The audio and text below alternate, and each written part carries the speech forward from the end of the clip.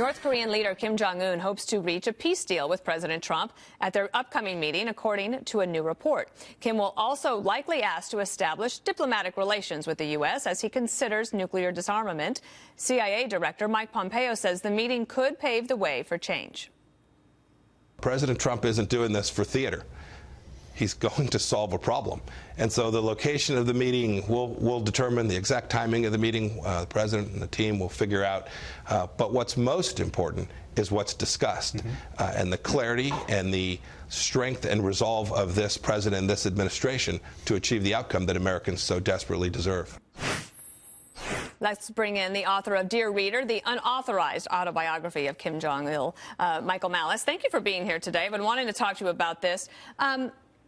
So you brought up an interesting point right before we started. Is that in November that North Korea declared a death sentence for President Trump? President Trump tweeted out that Kim Jong-un is short and fat, and North Korean state media said, quote, he should know, the president, he should know that he's just a hideous criminal sentenced to death by the Korean people. This was November. Remember November? We were so much younger then. Yeah, right. And, you know, let bygones be bygones. Yeah, it's fine. Oh, we're going to nuke Guam. Oh, forget about that. Now we're nice. So I was curious about this, thinking about it over the weekend and knowing that I would get to see you.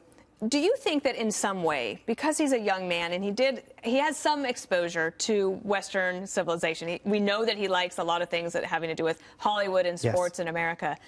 Does a part of Kim Jong-un want to be accepted by America? Oh, well, they wants to be, I'm not talking on par just with President Trump, but that he kind of wants to be the cool guy. Well, there's only been 3 leaders in North Korea. So Kim Jong-il, his father, very much was a function of the grandfather, the great leader Kim Il-sung. So they grew up under the Cold War. The Korean War was part of that history. Kim Jong-un doesn't remember the Cold War. He doesn't remember the USSR and China being patron states of North Korea. So he very much wants to be a player on the world stage, which is very obvious from even how he looks. All his photos, he's smiling, he's happy, he's having fun. And that is clearly playing internationally and domestically. That's interesting. Okay, so I want you to take a listen to Senator Ron Johnson. I think everybody agrees that there has to be some healthy skepticism along with the optimism about this. Let's listen to him. Let's not be snookered again. Let's not be Charlie Brown to North Korea's Lucy.